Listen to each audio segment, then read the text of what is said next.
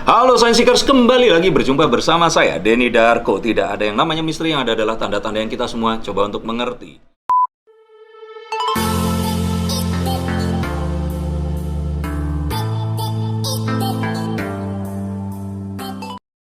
Ada sebuah kegaduhan baru, satu berita yang disebarkan dan saya bilang ini semi-hoax. Semi-hoax itu karena cara menyebarkannya yang sebenarnya ini nggak pantas. Beritanya sih bener, tapi sepertinya ini adalah media-media yang berusaha untuk mencari traffic dengan clickbait untuk menciptakan orang-orang ini panik. Nah mungkin paniknya nggak sengaja dibuat, tapi saya kira ini nggak saatnya kita menyebarkan hal-hal seperti ini. Dan video ini adalah salah satu video yang bisa mencerahkan Anda semua, kalian semua, tentang apa sih sebenarnya ini.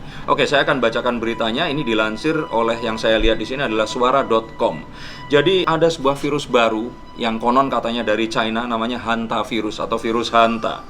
Nah, virus ini telah berhasil membuat satu orang yang terjangkiti dalam waktu 5 jam sejak terjangkiti atau positif, dia meninggal dunia. Nah, virus ini telah menyebabkan kematian seorang pria asal Yunnan, China. Sebanyak 32 orang lain pun sudah diperiksa dan saat ini menunggu hasil tes. Ini lapor The Health Site. Dilansir oleh Pusat Pengendalian dan Pencegahan Virus Amerika Serikat, CDC, hantavirus atau virus hanta termasuk dalam keluarga Bunyaviridae yang disebarkan oleh tikus. Virus ini menyebabkan terjadinya HPS atau hantavirus pulmonary syndrome. Nah, seseorang dapat terinfeksi virus ini dengan menghirup partikel virus dari urin, tetes atau air liur hewan pengerat. Gigitan dari inang yang terinfeksi juga dapat menyebabkan infeksi paru. Kayaknya sama seperti virus corona. Gejala awal dari HPS termasuk demam, kelelahan, dan nyeri otot di paha, pinggul, punggung, dan bahu. Orang yang terinfeksi juga dapat mengalami sakit kepala, pusing, kedinginan, sakit perut, mual, muntah, hingga diare. 4 hingga 10 hari setelah fase awal, penyakit akan muncul gejala HPS lain seperti batuk dan sesak nafas. Oke, beberapa orang telah dinyatakan sembuh dari infeksi ini, mengaku gejala yang mereka rasakan seperti ada tali yang mengikat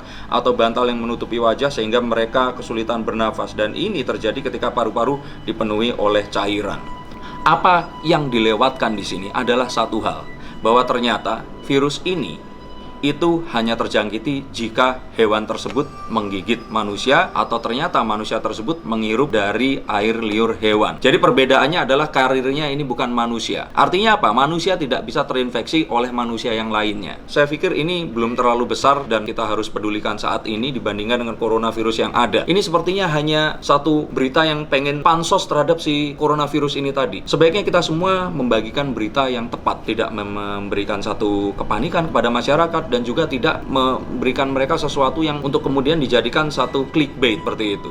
Yang saya lihat di sini terus kemudian terjadi sentimen negatif terhadap negara China karena tempat berasal virusnya itu dari sana. Yang balik lagi, kalaupun memang dari sana, di China ini pun juga nggak pengen terjadi virus seperti ini. Jadi stop melakukan penyalahan seperti itu tadi. Nah, tapi yang pasti di sini mohon baca artikelnya dengan tepat. Jangan salahkan kalau ternyata Anda semua hanya membaca headline-nya saja. Pada kenyataannya dari berita yang saya baca, sebenarnya virus tersebut tidak menular antar manusia. Jadi kalau ada satu manusia sakit, nggak kemudian dia akan bisa menularkan karena memang penularannya itu via air liur hewan yang terinfeksi. Jadi ini mirip rabies. Jadi nggak ada orang sakit rabies terus kemudian ketemu sama orang yang lainnya, kemudian orang ini sakit kecuali ya luka-luka terus digesekkan seperti itu sehingga darahnya tertukar. Jadi harapannya seperti ini tidak terus dijadikan satu stigma yang baru yang akan membuat orang-orang ini tambah ketakutan, dan saya pikir ini sesuatu yang nggak perlu dalam kondisi yang seperti sekarang. Harapannya Anda semua bisa memilih berita yang baik. Kalaupun mau clickbait, it's fine, tapi jangan berikan clickbait yang akan membuat orang-orang ini malah jadi ketakutan dan membuat mereka ini malah saling menyalahkan. Nah, harapannya ini semua bisa kita mengerti, dan memang saat seperti ini membutuhkan satu hal yang harus disaring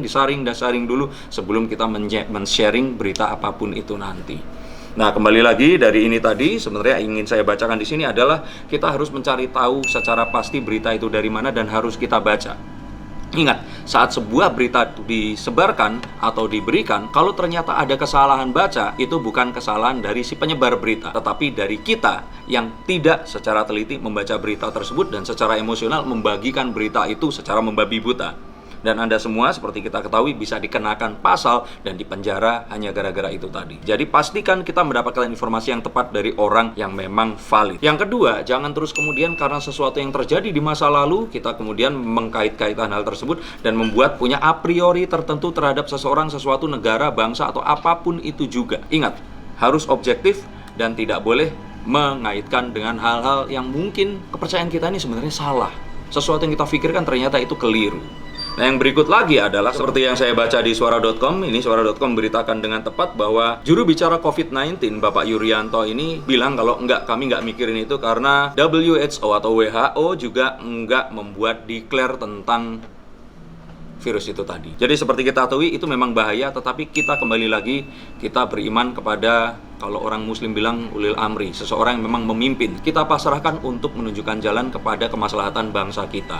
Nah, kalau memang ternyata pemerintah kita, WHO, belum mendeklar itu, ngapain harus panik dan kemudian menyalah-nyalahkan orang-orang yang lainnya. Harapannya ini semua adalah saat yang tepat untuk kita semua bisa bergandengan tangan sebagai umat manusia.